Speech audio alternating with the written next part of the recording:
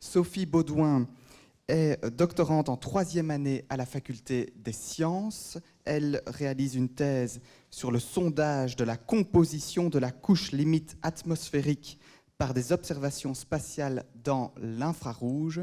Et en français vulgarisé, cela veut dire cartographier la pollution de l'air depuis l'espace. Sophie Baudouin.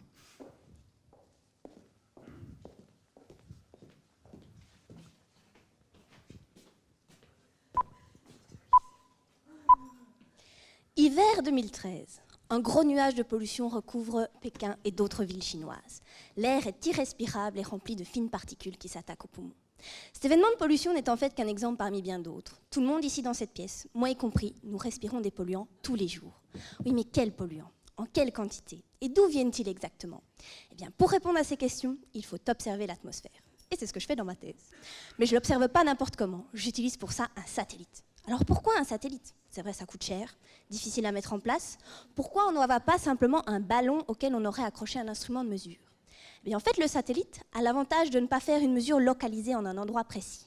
Grâce à sa rotation autour de la Terre, il est en fait capable d'observer l'atmosphère sur tout le globe jusqu'à plusieurs fois par jour.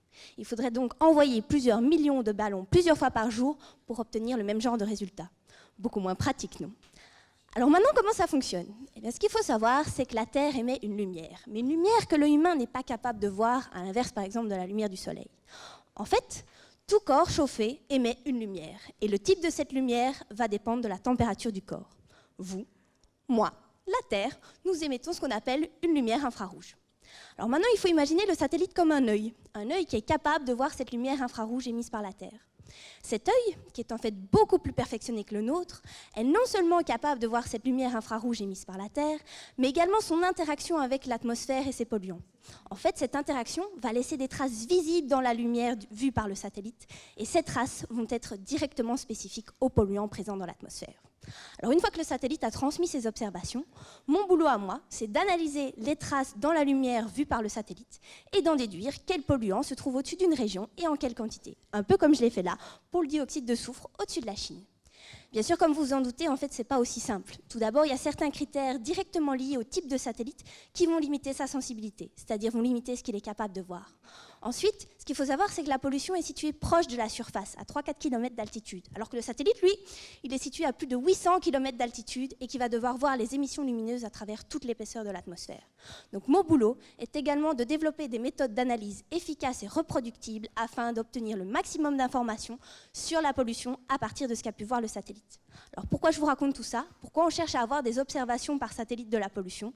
Eh bien, c'est qu'actuellement, un événement de pollution est observé lorsqu'il se produit, voire même après. C'est ce qui s'est passé pour la Chine. Mais en fait, on pourrait imaginer que dans un avenir plus ou moins proche, les observations par satellite pourraient être utilisées dans des modèles de prévision de pollution, un peu comme on fait aujourd'hui avec la météo. C'est en fait ce que les scientifiques cherchent à faire. On pourrait donc imaginer un jour où les autorités sanitaires d'un pays recevraient des prévisions de pollution et pourraient donc prendre des mesures pour réguler l'émission de certains gaz. Eh bien, si ce jour arrive, j'espère que mon travail aura contribué. Merci.